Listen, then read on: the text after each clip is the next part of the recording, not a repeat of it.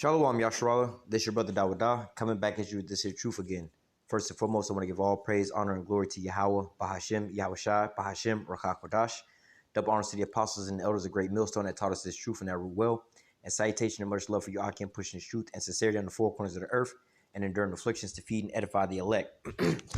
So I want to jump into this here lesson dealing with basically, a divided America and also our people putting their trust into this divided ass system. It's like, our people are looking for some kind of help, some kind of salvation from somebody who don't have their screws all the way together. It's just like you going through financial troubles and woes or whatnot, you seeking financial advice and you going to somebody who don't have their finances in order, or going to a bank that can't pay their loans back or whatnot. You trying to get a loan from them, So, hey, this is the condition of our people right now, man. All right. Instead of trying to, they know that the system is broken. The system is broken for these Edomites, but yet and still they're crying out for a savior like Joe Biden and their camp or whatnot to save them from the white supremacy and everything else like that. But hey, man, even these Edomites are divided. All right. So let's jump to the lesson in Lamentations chapter 4. I'm going to read verse 17. All right. All of this is really good to read, but nevertheless, it says, as for us, our eyes as yet failed for our vain help. All right. Because, see, our people are looking for help in vain. All right. When you go back to Deuteronomy chapter 28, verse 68. All right. It says the Lord will let me just grab it. Roughly paraphrasing, you're going to go into Egypt to get on ships. Deuteronomy 28 and 68. And Yahweh shall bring thee into Egypt again with ships by way whereof I spake unto thee. All right. And we was brought over here into captivity, into bondage. All right. On those slave ships. Right. And we was we were put in prison. All right. We were in captivity. It says, thou shalt see it no more again. Speaking about the land of Israel as far as, being out of captivity. And there thou shalt be sold unto your enemies for bondmen and bondwomen, going into the captivity. We were sold into slavery. Right. And it says, and no man shall buy you. And when you go into this here word buy, it's not like, some people, there's contradictions. How you going to be sold, but nobody's going to buy you? No, it's not talking about that. What it's talking about, because we was obviously sold and bought on those auctioning blocks. These was the first stocks that was traded on Wall Street. All right. But nevertheless, when it says no man will buy you, is going into no man will redeem you. No man will bring you up out of this here captivity, this state that you in. All right. Because, our people are stuck in this idea. This is just a racist system, systemic racism, so on and so forth. But it's way deeper than all these things. Yeah, racism is a real actual thing, which is scriptural. It goes back to, but not racism as what you know of. But when you go to Genesis 27 and verse 41 and stuff like that, 40, 41, it goes into Esau hated Jacob because of the blessing. All right. And he said that, the days of his father are at hand. And when he passes away, he was going to kill his brother, But nevertheless, and then you can also read about that in, Ezekiel 35 and Obadiah, all right, about the perpetual hatred that he had for his brother, all right? So, that's going back into that. But when it says no man shall buy you, all right, meaning nobody's going to take you up out of this here situation that you're in. And I say situation and not captivity because these are all part of the curses that was put upon us, man. Who's going to be oppressed always, all right, all these different things, so on and so forth. These people, it should be right here. Wait.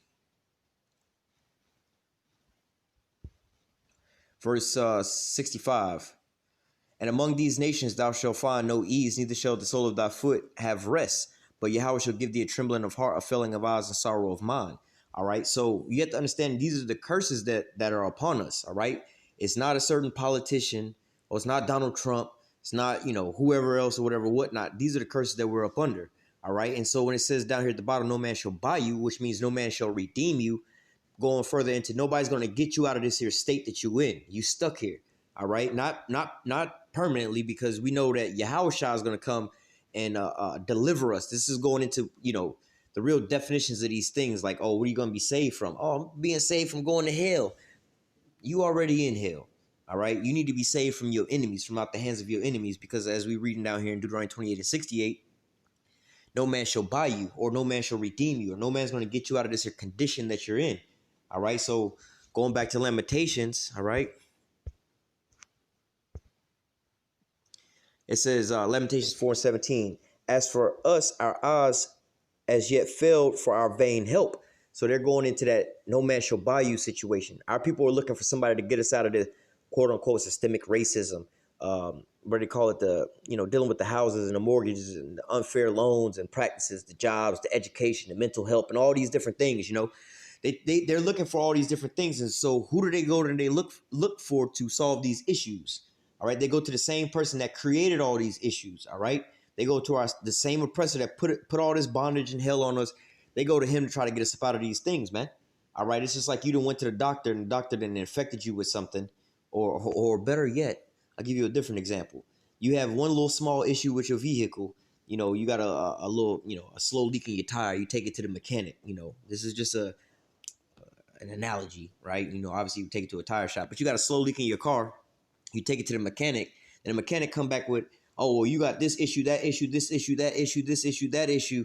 And then it's like, bro, I brought it over here for a slow leak in a tire. How you telling me I got all these other issues? Then you're going to go back to the same person to try to help you out in this situation. Well, can you fix it? Well, he already screwed you over by trying to lie to you. And you're going to allow the same person to try to help you up out of your predicament. You know that you didn't have all these issues to begin with. You just had this one slow leak. And now all of a sudden, you got this issue. All right. So it says, Lamentations 4:17, as for our eyes have yet failed for our vain help, and our watching we have watched for a nation that could not save us. All right. So here we are over here crying out to our oppressors, the same people who've done all these atrocities unto us, put us in this situation that we in and everything like that. All right. And we looking to them to get it, to help us out, man. Oh, well, Black Lives Matter. We need to have the police to stop shooting us, this, and that. Well, wait.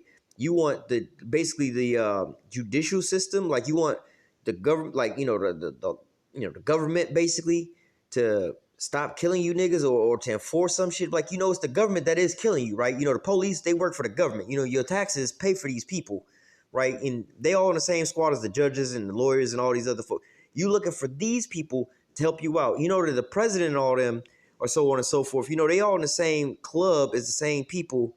You know what I'm saying? It's like, yo, this is not gonna help you out, man. Again, another analogy: you in a boxing ring and you getting your ass beat, all right, but then you go to the opposing side corner to seek advice from their trainer. I'm like, wait a minute, you think he gonna give you good advice when he's telling a dude that's beating your ass, giving him advice to beat your ass to conquer you? That's not gonna work out, man.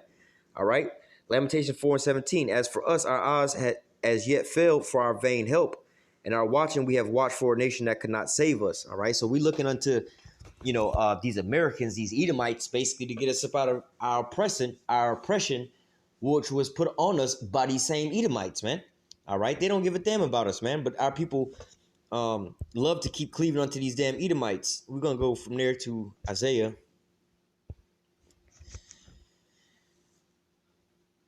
Isaiah chapter 30, I'm going to start verse 1, read down to verse 3. It says, woe unto the rebellious children. You see, Most High call you a rebellious children. All right, because you don't learn, man.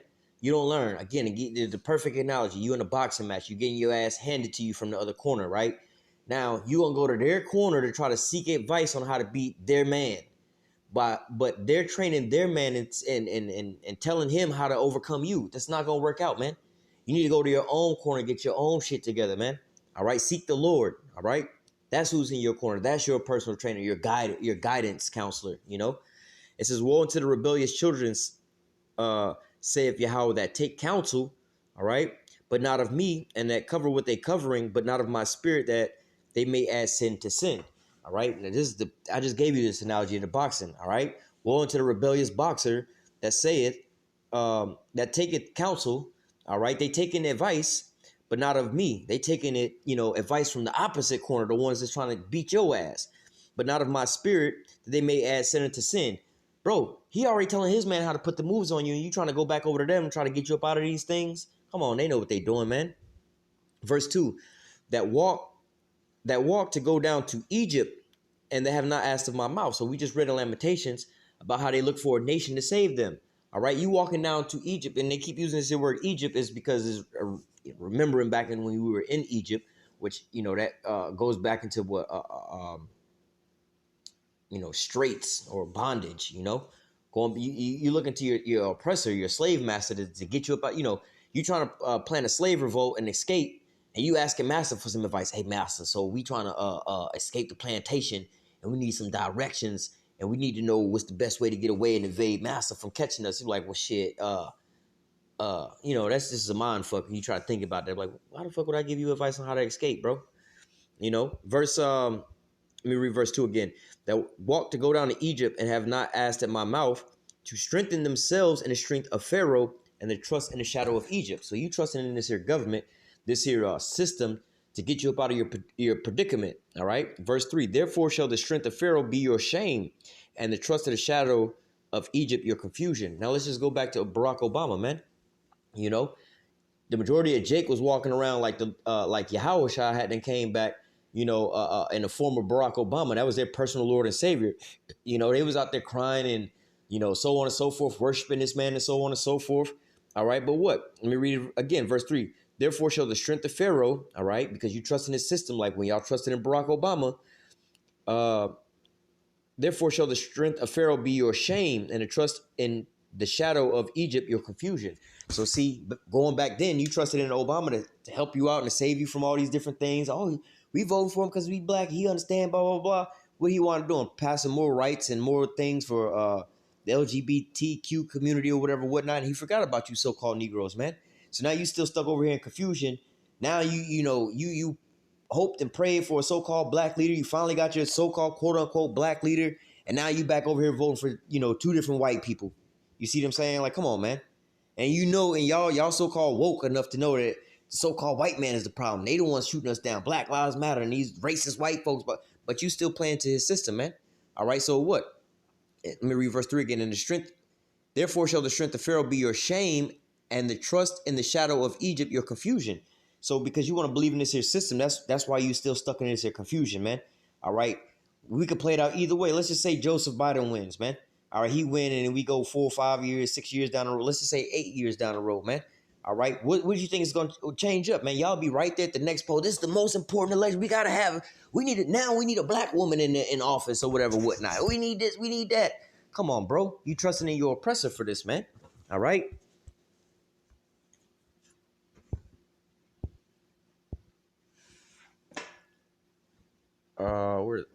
You know what? I'll bring this out. This is Matthew 24, Marie verse 10, and also, I'll just read it all the way through. Matthew 24 and 10. Then shall many be offended and shall betray one another and shall hate one another. And many false prophets shall rise and shall deceive many. All right. Now, going a little further into this, you have all these different people out here trying to so-called teach you the truth and whatever, whatnot. But nevertheless, as pertaining to this here topic, man, our people are looking for guidance because who are the prophets? The prophets were basically the highest level of guidance. You had your kings and everybody like that. They would always go to the prophets, or in the other nations, they would say their oracles or whatever, whatnot, to seek counsel before they did anything, Like Leonidas in 300, they went out to the so-called oracles or whatever, whatnot. King David wanted to build a Lord a house. He went to Nathan the prophet, so on and so forth, But nevertheless, you have these people that's out here leading our people with these lies and things like that, right? Now, looking at this here election, it's so tense right now here in America because just talking to people about different things, whatever, whatnot, and you start talking, they come up about the elections or whatever, whatnot, and once you open that damn door, all right, you about to see the damn 7-headed dragon come up out that bad boy, man. All right, because no matter what side of the fence you on, whoever you're talking to, it's going to be something, this guy, Donald Trump's a racist. Oh, we got to vote for Biden because we got to drain the swamp and we got to finish the job and we can't, so on and so forth, man. So this, hey, hell, out here, you got a lot of these damn Trump supporters and shit like that riding around with their damn flags on the back of their trucks or whatever, whatnot. And it's just like, you just, as being a Jake, you already know like what the sentiment is. It's basically like them trying to throw some shade at you on the side. It's like them riding around and holding up a Klansman mask or whatever, whatnot. They ain't really said nothing to you, but they putting it out there like, yeah, nigga, blah, blah, blah, blah. We finna do X, Y, and Z, Same sentiment of those MAGA hats, But nevertheless, why are they doing these things? They not, they not waving these flags this big and whatever, whatnot to show that, we really support our president. We want to, our vote really count. They just so hyped over vote. No, they're like, nah, bro, this is showing the divide, the hatred between the different people. These people riding around with these big ass trucks with the Trump flags on there, whatever, whatnot, Hey, they had Biden them get ran up out of, I think, Texas or whatever, whatnot. They was out there running people off the road and everything like that, man. had like 100 different pickup trucks surrounding the damn campaign, uh, uh, motorcade and everything like that, man. All right. Somebody just got stabbed the other day over these things. Well, I think it was like two Jake stabbed another Jake over this being a Trump supporter or some shit like that, man. All right. Verse 12, and because iniquity shall abound, the love of many shall wax cold. All right. And so this is also bringing a great divide here in America, man. All right. You can't just go around you got to basically be on hush hush who you so-called support, what party or whatever, whatnot. Not saying you should be supporting either of these parties, but nevertheless, you have to so-called, speaking on a common person out there, you have to put these things under wrap as you walking around out here, because why? This is causing a big uproar amongst these citizens here. You a so-called Negro out here in America, man, and you say you vote. Let's say you not voting, Jake willing to cut your damn head off, man. All right, and if you say that you're not voting for what your boy name is, Joseph Biden, all right, they still want to cut your damn head off, man. All right, but nevertheless, this is what it's all. This is all what is being devised for, man. And I can foresee that they're gonna drag out this election as long as possible. All right, with Joseph Biden looking like he's in the lead, so close to finishing off, but then especially now because you got these how you say these protesters or whatever whatnot taken to the streets. They got these stores boarded up. It just looks like a recipe for disaster that they're planning for these things to happen, man. All right, but nevertheless, hey, it's showing the great divide that's here in America over what the surface level of it is the elections, but it's a lot more deeper roots than that. Esau see his kingdom is falling away, and he wants to basically try to hang on to it, put Jake back into captivity. So let me go from there to let me go back. What was that? Matthew 13. Oh, it's actually Matthew 12 and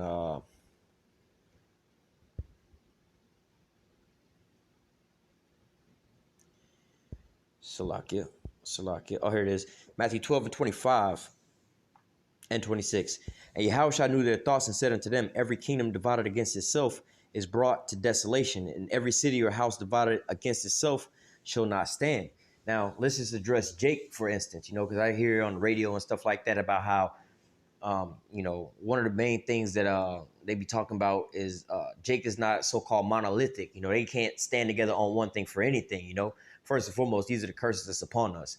But deeper than that, man, if we was on one accord and the truth, more or less to say, we'd be all right. But if we not in this here truth, then we lost. We blind. We out here just we got a reprobate ass mind, thinking and believing in any and everything, man. Which is going to allow this here wickedness to keep permeating, man. All right. Like the scriptures say about the new covenant, the Lord is going to write the law, statutes, commandments on our inward parts. We're not going to ever go off according to, the things that the Lord say is right and wrong. Right. So, but right now, if we're not following after the Lord and following after the things that he says is right and wrong, then what state are we in? We're basically in a reprobate mind. We basically, sin is the transgression of the law. Right. Which means that we're not following after the ways the Most High prescribes certain things. He gave us a recipe to bake a cake a certain type of way, right? And we try to add our own ingredients to do it our own way and wondering why we don't got the same damn cake, man. The reason we don't have the same cake is because we didn't follow the ingredients the way that he had prescribed it, man. All right. But nevertheless, you got all these different people that's over here trying, you in the kitchen trying to bake this here cake, and then your homies is over here with you. And they're like, no, let's try this, let's try that, let's try this, let's try that. Well, both of y'all are divided on what y'all think is going on with this here cake. You're still not going to get the cake that's on the box because y'all, first of all, are on one accord, and neither one of y'all are in the truth as far as following the ingredients that's on the back of the box, following the way it was prescribed. So, hey, let me read it again. Matthew 12 and 25, and Yahushua knew their thoughts and said unto them, every kingdom divided against itself is brought into desolation, and every city or house divided against itself shall not stand. So just dealing with Jake, man, you're not going to have none of your agendas satisfied or fulfilled. This is why it's just mind-boggling to even think about Jake coming up with any kind of plans of a black community or anything for Jake, coming together for any damn thing, man. If it ain't coming together in the truth, it's not going to work out for you, bro. All right, because y'all got some kind of wickedness going on some type of way that the other person going to not be eye to eye with that shit with, man. All right, it's going to just collapse. Verse 26, and if Satan cast out Satan and he is divided against himself, how shall his kingdom stand? All right, now look at these Edomites over here in America right now, man. Satan against Satan right now, man. They about to tear their own damn house down, man. All right, you got these how you call them, the National Guard is on reserve, on standby, just in case. They didn't boarded up a lot of the businesses. They didn't boarded up DC and everything like that as well too, man. All right, because of what? The anticipation of the uproars and the riots of all the people based off of the election, man. All right. Let me go from there to well, we can kind of close out here.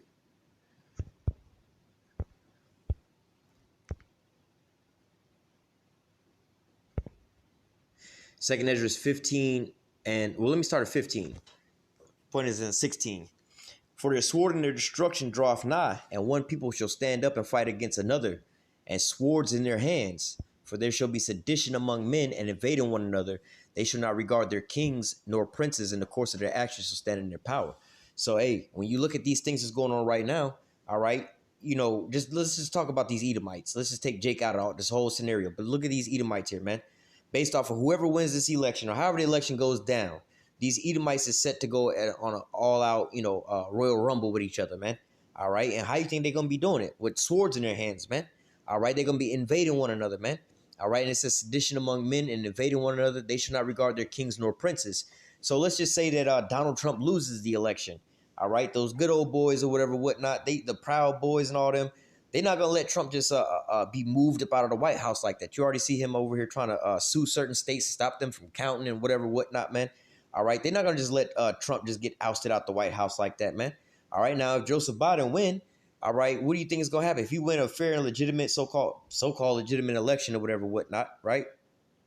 What do you think his supporters are gonna wind up doing on that side, man? They're like, nah, he's the legal president, blah blah blah, and he would be in favor on our side as far as us trying to make open the door for him to get into the White House, because you have this basically a coup going on right now where Donald Trump is refusing to relinquish power, man. All right, so they're not gonna regard their kings or their princes like hell. The kings right now don't want to regard the damn law. Donald Trump saying, "Look, bro, I'm not basically stepping down no matter what." He's trying to sue and whatever, whatnot, man. So how much more once the results of the election is played out, man? These people gonna be going at each other's throats, man. The love of many is waxing cold right now, based off of these elections, man. All right, and then in the midst of all these things, man, you have our people that's coming against their own people over some bullshit ass elections, man. They looking for a nation to help them that can't save their ass, man. Our people are completely lost in the sauce with this, man. All right.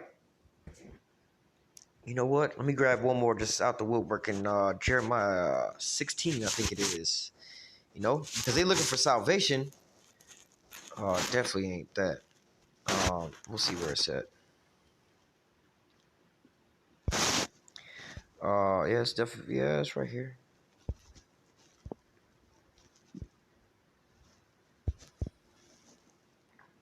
Oh, here it is, verse 15, verse 14, right? Because see, our people are looking for a nation that can save them, that can't save them, all right? They're looking for some kind of redemption. Jeremiah 16 and 15, 14. Therefore, behold, the days come, saith Yahweh, that it shall be no more said that Yahweh liveth, that brought up the children of Israel out of the land of Egypt, going back to the first Exodus. But Yahweh liveth, that brought up the children of Israel from the land of the north, and from all the lands whither he had driven them, and I will bring them again into their land that I gave unto their fathers. All right. So this prophecy hadn't taken place yet. I mean, you could read through this here scripture, you could point at different things. We brought up out of the land of the north, which is here in America, and from all the lands whether they be driven. Go back to Deuteronomy 28 and verse 64, how it says we was going to be scattered into all nations. All right. We was never scattered into all nations up until roughly 1492, because really, we wasn't even over here on this side of the Southern Kingdom, wasn't even over here on this here side of the globe at that point in time, and you had the transatlantic slave trade and everything like that. Well, really the 1600s, you know what I'm saying? That's when they started spreading us throughout the four corners of the earth. All right. So if that was when we went into being spread into the four corners of the earth, all right, when did we ever get taken up out of there? All right. We still there to the same day. All right. It says, and I will bring them again into the land that I gave unto their fathers. We definitely not living in that land as a whole right now as well. So that's, showing you the timeline. All right. But nevertheless, going back to Deuteronomy 28 and verse 68, about no man shall buy you or redeem you. And as far as our people looking unto a nation for help to save them. All right. But yet and still that, first of all, this house is divided. How the hell they can't save their damn self, let alone save your ass. And even if they wasn't divided, you think that they trying to get rid of your ass? Think about Donald Trump, Make America Great Again. That was when your ass was in captivity, but you getting closer and closer to freedom. All right. And so now you're like, yo, we got to go back to the olden days, man. But nevertheless, you looking for a man to save you, let alone not just any man to save you. You looking for your oppressor to save your ass, man. But as we read right here, it's going to be the Lord that's going to want to deliver us out of this here captivity. The Lord going to get us up out of these quote unquote systemic racist systems and all kind of shit that they got us up under right now, man. It's the Lord, Yahweh Bashem Yahushua, that's going to get us up out of these things, man. But our people are looking with vain looks unto our enemies and our oppressors to get us up out of this condition, man. All right, and that ain't gonna get us nowhere, man. All right, so I'm gonna go ahead and close out with that. Lord willing, this here lesson was edifying into the elect. Until next time, I say, call halal Yahweh, Bahashem Yahweh Shai, Bahashem Rakak Kodash. Double honors to the apostles and the elders of Great Millstone, and that taught us the truth and that rule well. And salutation and much love for you, Aki, and pushing this truth and sincerity on the four corners of the earth, and enduring afflictions to feed and edify the elect. Until next time, I say, stay strong. Shalom.